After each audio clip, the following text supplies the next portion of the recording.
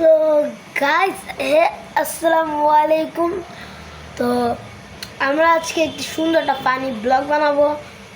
তো কি বল, আজকে একটা ব্লগ বানাবো বা এমনি ভিডিওস বানাবো। তো ভিডিওটা অনেকই মজাদার হতে যাচ্ছে, তো শেষ পর্যন্ত ভিডিওটা দেখতে যান। Bye by.